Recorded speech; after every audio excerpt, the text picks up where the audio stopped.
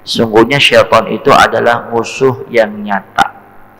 Kita seringkali mengkaji bab ini, kita seringkali mendengar bab ini, namun seringkali juga kita tertipu. Seringkali juga kita terpedaya. Seringkali juga kita terlena. Kenapa? Karena syaitan selalu berusaha, selalu bersemangat untuk menjauhkan diri kita dari Allah Subhanahu wa ta'ala. Makanya kita sebagai hamba-hamba Allah harus benar-benar pandai, harus benar-benar siap. Jangan sampai kita lengah penjagaan kita, jangan sampai kita lengah tameng kita dari berbagai serangan syaitan. Karena syaitan itu sudah berjanji kepada Allah dalam Al-Quran. Dan syaitan juga sudah berikrar, tidak semua hamba-hamba Allah bisa digoda oleh syaitan. Di antaranya dalam surah Al-A'raf ayat 16 sampai 17, qala fabima agwaitani la'udanna lahum siratakal mustaqim. Ya Allah, kata syaitan, engkau telah menjerumuskan aku, engkau telah menipu aku, maka izinkan aku untuk menyesatkan hamba-hambamu dari jalanmu yang lurus. Ini adalah janji-janji syaitan yang diizinkan oleh Allah. Kata Allah, enggak mungkin engkau dapat menggoda hambaku yang bertakwa kepadaku. Engkau enggak akan menipu hambaku yang dekat dengan aku. Maka kata Allah, silakan engkau menggoda hamba-hambaku dari berbagai macam arah, dari depan, dari belakang, dari kanan, dari kiri. Tetap hanya orang-orang yang ikhlas, hanya orang-orang yang bertakwa, yang senantiasa istiqomah di jalan Allah Subhanahu wa ta'ala. Thumma la'atiyannahum min baini aidihim, kemudian pasti aku akan datang kepada mereka dari depan, wa min khalfihim, dari belakang, wa an aimanihim, dari sebelah kanan, wa an syama'ilihim, dan dari sebelah kiri, wala tajidu aktsarahum syakirin, sampai tidak ada orang yang banyak bersyukur kepada Allah Subhanahu wa ta'ala. Ini ayat Al-Quran. Telah dijelaskan oleh Allah Subhanahu wa ta'ala bahwa syaitan sampai hari kiamat tidak pernah berhenti menggoda kita. Alhamdulillah, kita sudah berada di tahun baru Islam, bulan Muharram. Mungkin tahun kemarin kita tertipu oleh syaitan. Mungkin tahun kemarin banyak jalan-jalan yang kita tempuh dengan jalan yang tidak sesuai dengan keinginan Allah. Mulai hari ini, mulai detik ini, yuk sama-sama kita benahi kembali. Kita perbaharui kembali niat awal kita. Kita perbaharui kembali niat awal kita. Kenapa Allah ciptakan kita? Kenapa kita hidup di dunia? Jangan sampai kita berubah niat kita, jangan sampai kita berubah tujuan kita. Sehingga apa? Kalau sudah berubah tujuan, kalau sudah berubah niat, maka berubah juga langkah-langkah kita dalam menggapai ridhonya Allah Subhanahu wa ta'ala. Di ayat lain surah Shad ayat 82 dikatakan, qala bi'izzatika la'ugwiyannahum ajma'in. Ya Allah, dengan kebesaranmu, dengan keagunganmu, aku pasti akan menggoda umat dan hamba-hambamu, illa kecuali ibadaka minhum al-mukhlasin, kecuali mereka yang benar-benar ikhlas mengabdikan dirinya kepada Allah Subhanahu wa ta'ala. Nah, ini adalah ikrar dari syaitan. Syaitan itu nggak akan mampu menggoda hamba yang ikhlas. Syaitan itu nggak akan mampu menggoda hamba yang taat yang benar-benar bertakwa kepada Allah Subhanahu wa ta'ala. Karena ketika menggoda hamba yang ikhlas, mau digoda dari manapun nggak bisa. Digoda dengan kesenangan, dia nggak sombong, dia nggak lupa bersyukur. Digoda dengan kesedihan, dia nggak putus asa, dia nggak bersedih, dia nggak berkecil hati. Karena orang-orang yang ikhlas, yang mukhlis ibadahnya kepada Allah, orang-orang yang bertakwa kepada Allah, diantaranya adalah orang-orang yang ikhlas. Mereka senantiasa berhusnudzon kepada Allah, berbaik sangka kepada Allah.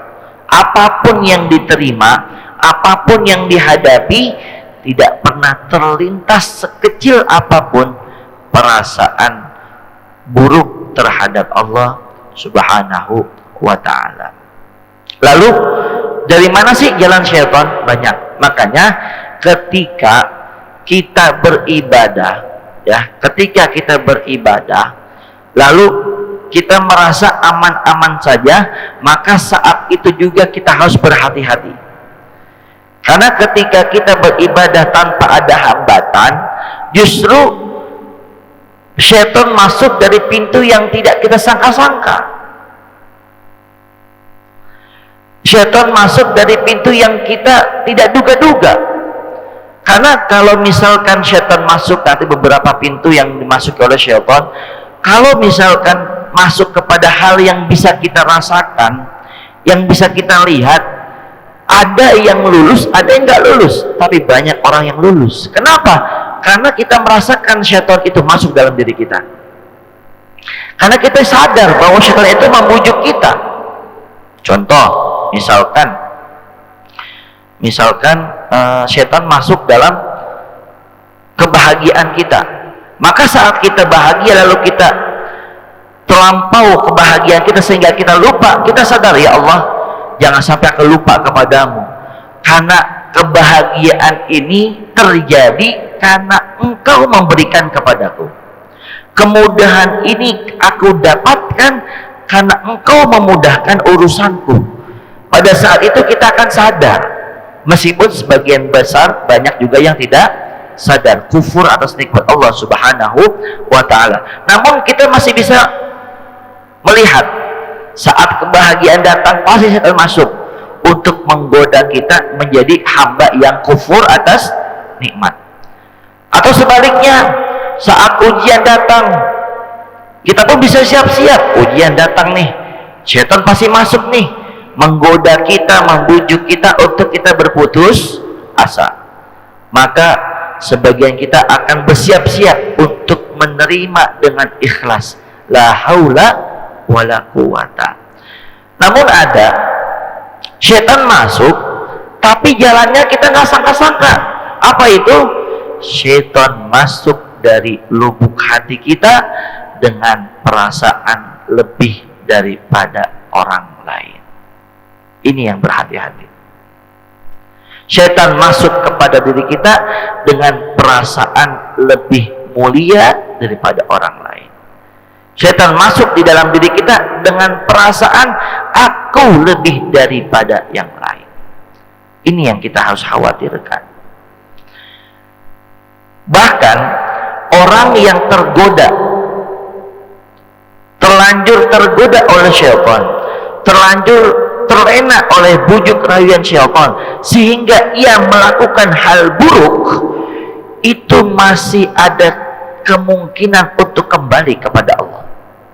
Masih ada kesempatan untuk bertaubat kepada Allah.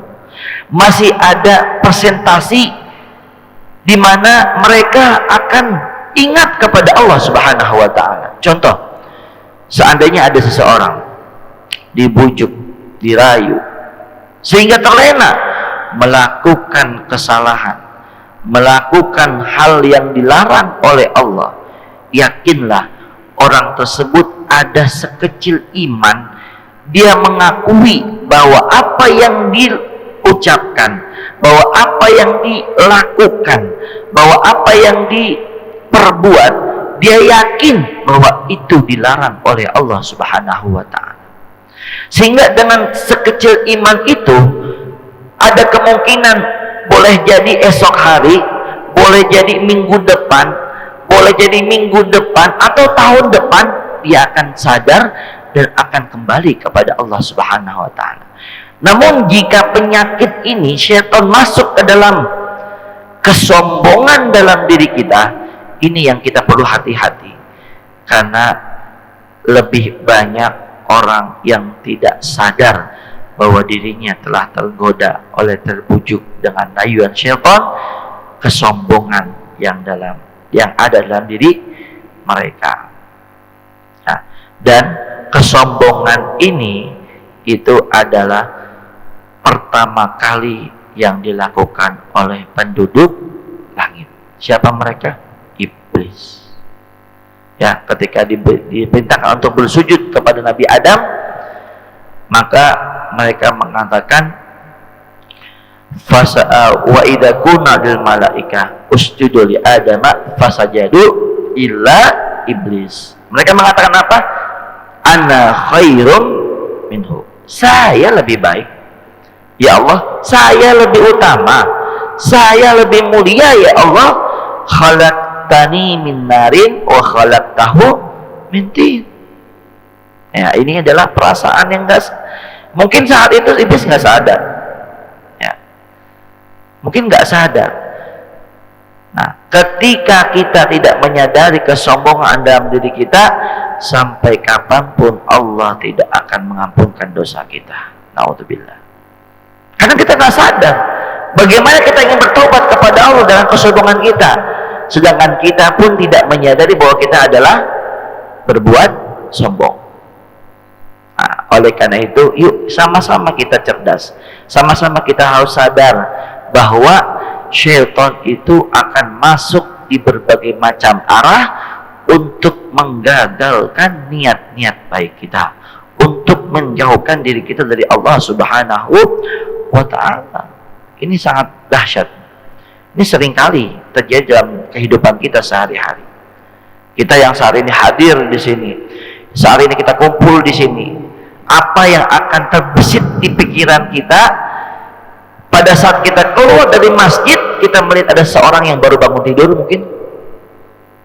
Atau apa yang terbesit dalam pikiran kita seandainya keluar dari masjid, kita melihat ada hamba-hamba Allah yang sedang bermaksiat kepada Allah Subhanahu wa ta'ala?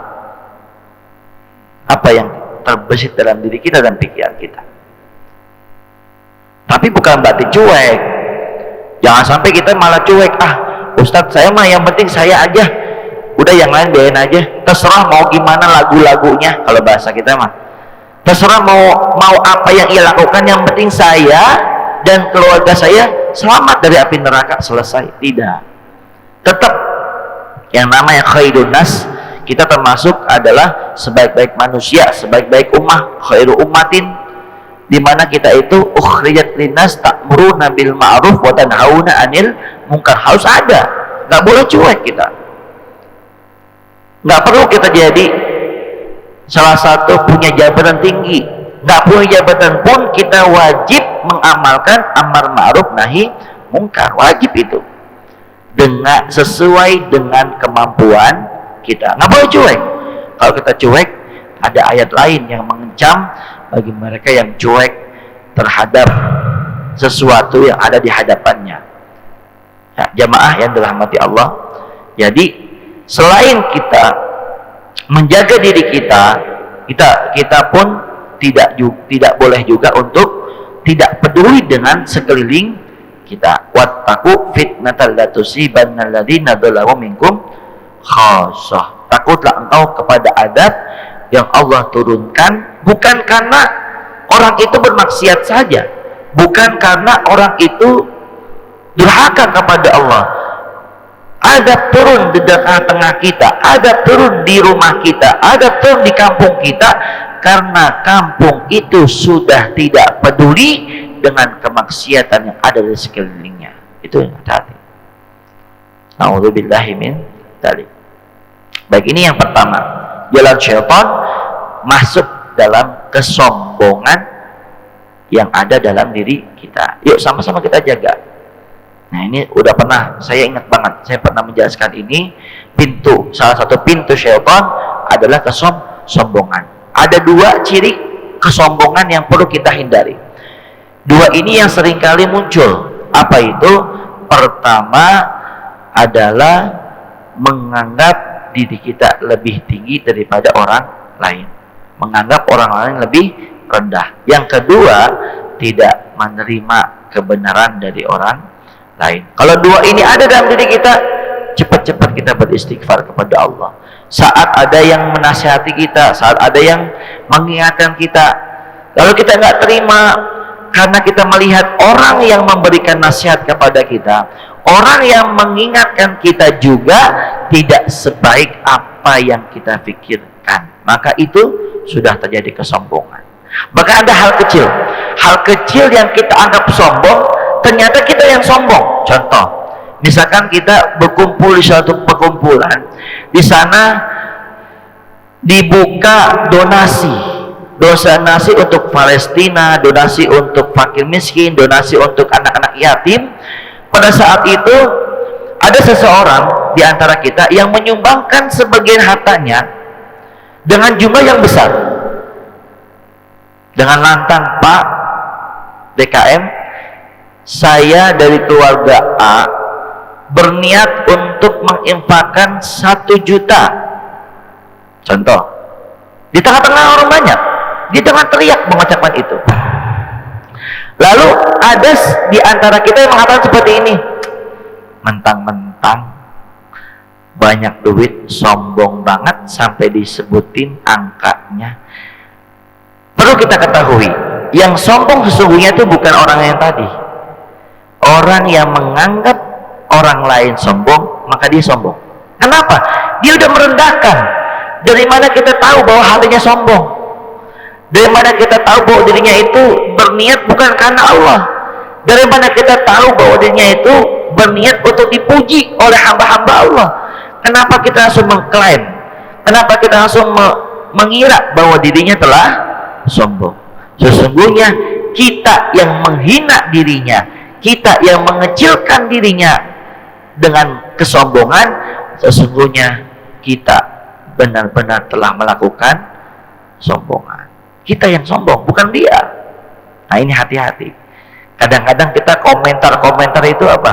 Susah kita jaga ya. Mulutnya pengen berkomentar aja, itulah. Nah itu. Nah, nanti akhir zaman kata Nabi Muhammad, orang tuh sibuk memikirkan aib orang lain. Itu akhir zaman nanti kata Nabi Muhammad Sallallahu Alaihi Wasallam.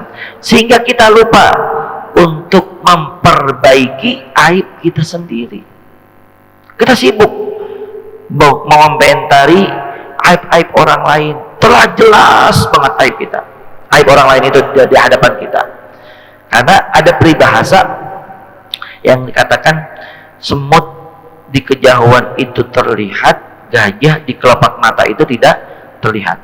Dulu saya menganggap kalimat ini itu untuk apa? Untuk alasan bahwa kita itu adalah makhluk yang dhaif, yang tidak tahu kesalahan diri sendiri. Jadi alasan. Jadi wajar Ustaz kalau saya salah. Namanya semut mah nggak kelihatan, dia kejauhan, gajah kelihatan dari luar mata. Meskipun kesalahan saya besar, namanya depan mata ya nggak kelihatan Ustaz. Ternyata itu adalah sindiran keras buat kita. Apa maksud dari peribahasa itu? Kalau kesalahan yang besar yang ada dalam diri kita nggak mampu melihatnya, bagaimana mungkin kita mampu memperbaiki kesalahan itu? Udahnya besar, kita nggak tahu, gitu loh. Penyakit, contoh penyakit dalam diri kita, jangan besar, kecil aja penyakit dalam diri kita nggak tahu. Kalau kita nggak obati, apa yang terjadi? Kita akan menambah sakitnya yang kita rasakan. Penyakit, apalagi kalau ada penyakit besar dalam diri kita nggak tahu penyakit itu, sehingga kita nggak mencari obatnya, bagaimana mungkin kita bisa mengobati penyakit yang ada dalam diri kita? Nah ini, kenapa itu terjadi?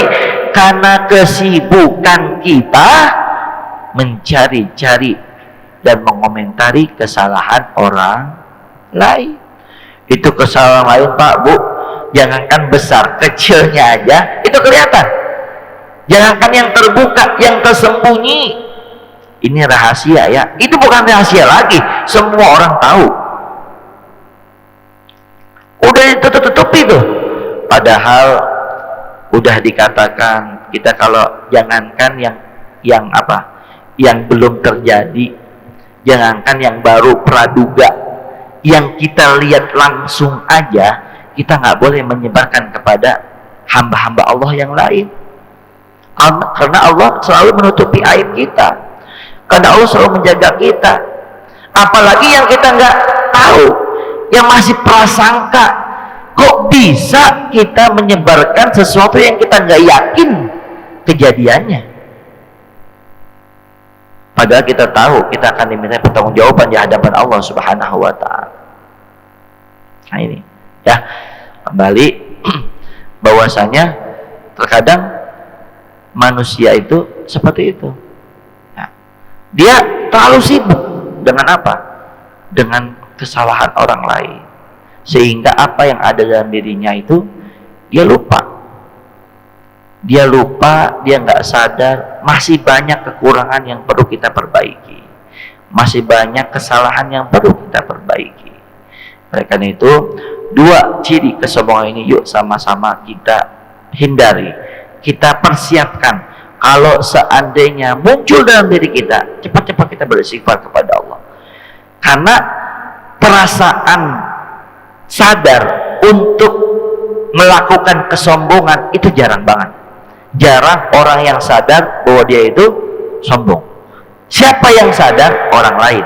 Nah, kalau orang lain itu menasihati kita bahwa kita dalam keadaan sombong, ya, maka itu adalah sesuatu hidayah yang Allah berikan melalui hamba-hamba Allah Subhanahu wa Ta'ala.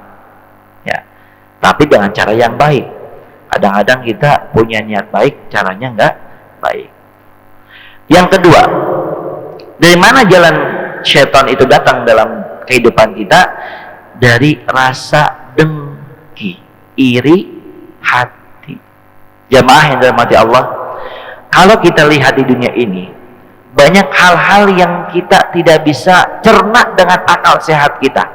Banyak. Coba kita lihat dalam kehidupan kita, tetangga kita aja dah.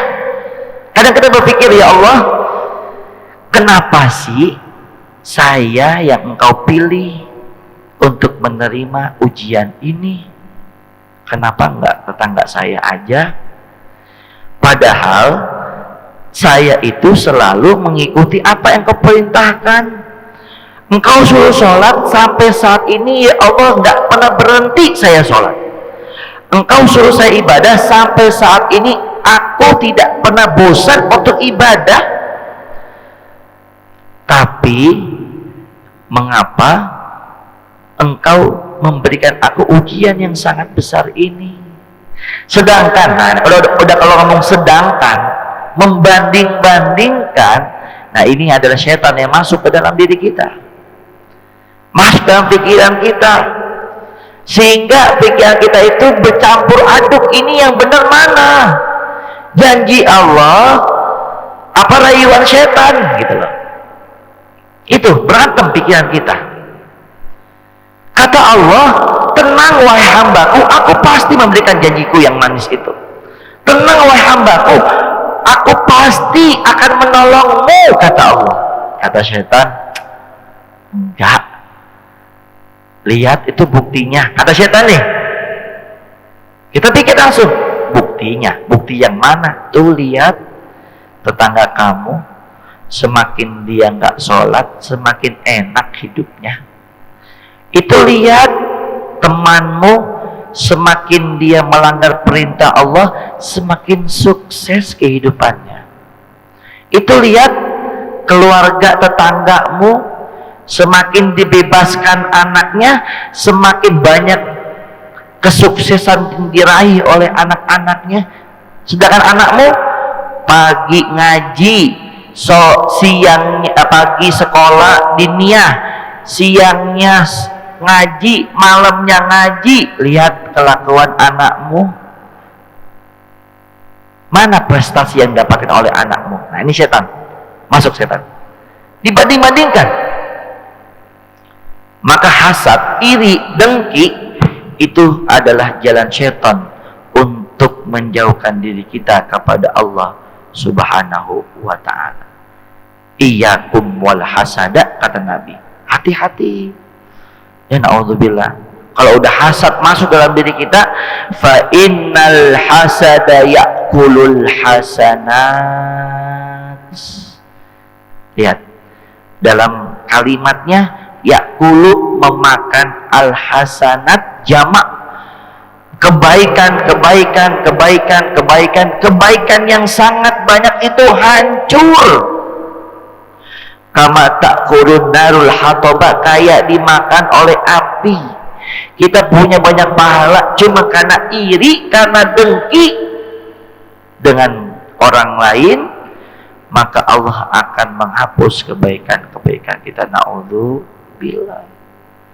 Karena sama aja kita kayak ngomong gini, ya Allah bohong ya, kayak gitu. Kenapa kok seperti ini hukumannya? Karena kita kayak nggak yakin kepada Allah.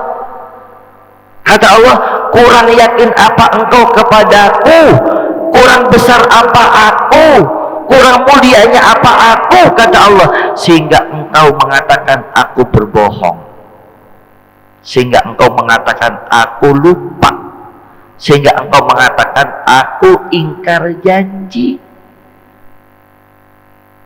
Apa karena sekecil nikmat yang aku berikan kepada mereka sehingga engkau lupa kepadaku? Apa karena sekecil, setitik, setetes nikmat yang aku berikan kepada mereka sehingga engkau berburuk sangka kepadaku? Ini kata Allah seperti itu. Ya'kulul hasanat kama takunal al-hataba. Nah ini, ya sama-sama kita berhati-hati. Iri, dengki, ya udah, semua sudah diatur oleh Allah. Jalan rezeki itu banyak, pernah saya bahas juga jalan rezeki. Jadi enggak, yang penting tugas kita ada berusaha semaksimal mungkin, karena itu perintah Allah. Berusaha, maka kita akan mendapatkan sesuai dengan apa yang menurut Allah itu baik buat diri kita. Nggak semuanya menurut kita itu baik, menurut Allah baik, nggak semuanya. Ada yang kadang menurut kita baik, menurut Allah itu nggak baik. Maka Allah memberikan yang terbaik. Tapi ingat, yang terbaik menurut Allah terkadang tidak baik menurut kita. Kayak jamu aja Pak, jamu gitu kan. Menurut kita pahit, enakan kopi Pak, ya kan? Enakan teh manis, jamu pahit.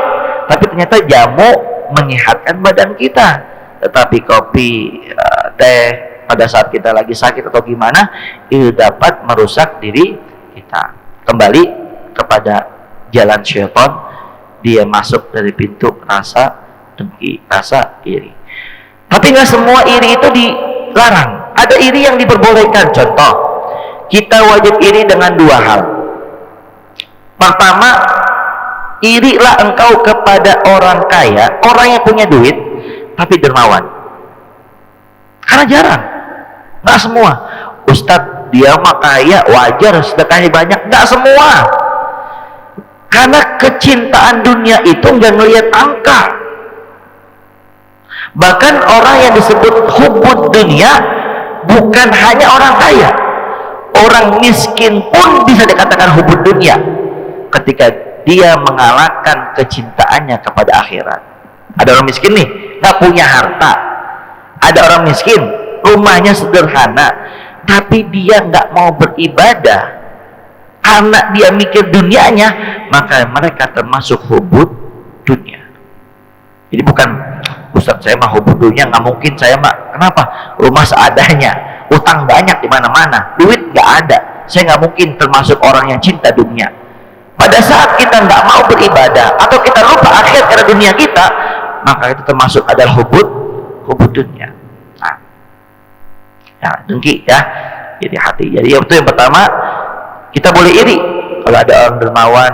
Gitu. Makanya orang yang punya kesempatan untuk berinfak dan dia lakukan, tidak melihat dirinya kaya atau miskin, itu akan diberikan ganjaran yang begitu besar. Yang kedua, yang boleh kita iri dengan dirinya adalah orang yang berilmu dan mengamalkan ilmunya. Nah, ini yang perlu kita iri. Karena banyak di antara kita tahu ilmunya tapi nggak diamalkan. Nah, contoh ini kita tahu nih jalan syaitan itu banyak, tapi banyak pula yang kita ikuti. Ustadz, syaitan itu musuh saya, pokoknya musuh saya nggak mau dekat sama syaitan. Tapi yang kita jalani jalan-jalan syaitan. Gitu loh. Jangan iri. Gimana kita nggak iri? Coba. Gimana kita nggak iri? Kita yang kerja keras, dia yang dipuji sama orang. Gimana kita nggak iri? Kita yang bontang-panting, dia yang mulia. Kita ini, ya, ini adalah jalan syaitan. Biar kita itu apa? Biar kita itu kecewa dengan keputusan Allah. Biar kita itu kecewa dengan ketentuan Allah. Padahal tidak perlu kita iri dengan sesuatu yang terjadi terhadap hamba-hamba Allah yang lain, karena sesungguhnya Allah yang lebih tahu mana yang terbaik buat diri kita. Yang ketiga, jalan syaitan itu masuk ke dalam amarah yang ada dalam diri kita. Surah Al-Imran yang tadi saya singgung juga, alladzina yunfikuna fis sarra wad dharra. Jadi ada 4 ciri orang yang dimuliakan oleh Allah. Ada 4 yang disebutkan dalam Al-Quran, di mana 4 ini sungguh berat dilakukan, namun jika kita mampu melakukannya, maka ganjarannya ya Allah siapa sangat besar. Apa itu? Surganya Allah Subhanahu wa ta'ala. Di antaranya alladzina yunfikuna fis sarra wad dharra. Orang yang berinfak, orang yang memberikan sebagian hartanya di jalan Allah, fis sarra wad dharra, baik dalam keadaan lapang maupun sempit, dalam keadaan punya duit maupun nggak punya duit. Nah, ini membuktikan bahwa orang kaya itu susah untuk berinfak, bukan berarti dia mudah. Hanya orang kaya yang diberikan hidayah oleh Allah, hanya orang kaya yang diberikan kekuatan iman dari Allah SWT yang mampu mengeluarkan hartanya di jalan Allah. Miskin pun demikian, hanya orang miskin yang dimuliakan oleh Allah, mereka yang memberikan hartanya meskipun dalam keadaan kekurangan. Tapi bukan juga menghancurkan diri sendiri, nggak boleh juga. Zolim, nggak boleh juga zolim. Apa termasuk zolim? Misalkan, ya udahlah, saya keluarkan semua aja, terserah, saya mah nggak makan apa-apa, sakit dah, nggak boleh. Gitu loh. Rasulullah saat itu nggak punya makanan, cuma sepotong roti, ya kan? Karena Rasulullah itu tahu keadaan dirinya masih bisa berpuasa, sepotong roti diberikan. Bukan berarti Rasulullah itu merelakan dirinya hancur atau terluka atau sakit, bukan. Nah, tapi kalau kita tahu, ya Allah, saya ini kalau nggak makan sakit, jangan biarkan orang lain makan, kita dulu selamatkan. Kita dulu, yang namanya al-muhafadzah, menjaga diri sendiri itu wajib. Bukan bunuh diri bahasa kasarnya, bukan mencelakakan diri sendiri, bukan. Jadi jangan sampai kita berkorban, gitu kan, dengan diri sendiri demi orang lain, tapi kita hancur, nggak boleh. Maksud ini adalah kita mengorbankan nafsu kita, mengorbankan ego kita, mengorbankan kecintaan dunia kita. Ini yang kita korbankan. Oh, saya pengen makan enak karena ini kayaknya udah lama saya nggak makan. Tapi pada saat itu ada 2 pilihan, mau makan enak tidak bersedekah, atau makan tapi bersedekah. Ini yang kita korbankan, gitu loh. Ego kita yang kita korbankan. Roman-romannya memang sih udah lama nggak makan daging, gitu kan, tapi sayur asam juga enak dicontoh. Sayur asam aja lah biar bisa berinfak, nih contoh. Nah, ini alladzina yunfiquna fis sarra wad dharra, akan Allah siapkan surga yang indah. Karena susah. Jika kita mampu melakukannya dengan kita melawan ego kita, melawan nafsu kita, melawan kecintaan dunia kita, maka surga sudah menunggu kita. Fis sarra wad dharra. Yang ketiga, wal kadhiminal ghaidha. Apa itu? Yang menahan amarah. Ini susah. Syaitan masuk dalam diri kita. Siapa sih orang yang gak marah ketika dihina? Siapa sih orang yang gak marah ketika dicaci maki? Siapa sih orang yang gak marah ketika difitnah? Pasti marah. Tapi kalau kita bisa jaga, latak dok walakal jannah, surga. Ustaz susah, iya susah, saya pun sadar susah, tapi Allah jelaskan dalam Al-Quran, Rasulullah jelaskan dalam hadisnya, surga menanti kita. Maka kalau kita tahu dalam keadaan marah, apa kata Rasulullah? Falyaskut, diam aja lah. Ya Pak ya, kalau ibu istri kita lagi marah, diam aja Pak, takut kita ikutan marah. Ya, kita diam. Jadi kita kalau mau lagi marah nih diam. Biar apa? Biar nggak ada kata-kata kasar yang keluar. Biar nggak ada tindakan kasar yang keluar. Karena kalau udah marah, itu dari ujung rambut sampai ujung kaki setan semua. Setan semua. Saya pernah cerita waktu itu kan, saya benar-benar marah banget. Tapi untungnya saya ingatnya apa? Aduh, saya mau marah pun nggak akan menang gitu loh. Jadi waktu itu saya naik motor itu sama istri, mobil itu lagi mau belok putar balik gitu kan, mau nyerempet gitu kan, nyerempet. Mungkin lagi buru-buru atau gimana, dorong jatuh saya. Saya di depan mobil itu, di depan mobil saya marah gitu. Maksud saya itu meluapkan, kenapa nggak sabaran nih sampai jatuh sih saya gitu kan. Tuh tangan saya mau mukul apa? Mau mukul dashboardnya itu, mau mukul mobil itu. Saya cuma berpikirnya, tangan ini sama mobil ya kekuatan mobil gitu. Ngapain saya mukul gitu? Itu doang, sampai situ doang gitu. Sampai situ doang saya mikirnya. Lalu saya beristighfar, lalu saya pergi. Tapi saya mengucapkan kalimat yang saya tahu dia bakalan sadar bahwa diri salah. Apa itu? Abuk au ummuk. Karena orang Arab saat itu saya lihat pakai peci gitu kan, wajahnya Arab gitu kan. Gitu. Dan dia nggak merasa bersalah awalnya. Ketika saya ngomong abuka au ummuka, lalu dia turun menghampiri saya minta maaf. Kenapa? Itulah bagusnya orang Arab, marahnya aja itu mendoakan Allah yahdik, semoga Allah memberikan hidayah. Allah yahdik itu bagi orang Arab kayak kita ngomong binatang. Ini orang Arab nih, kita kesel sama dia, jangan ngomong binatang itu, nggak usah ngomong binatang. Dia tuh kalau kita ngomong binatang, dia tuh tersenyum doang, dia cuma tersenyum, nggak merasa bersalah.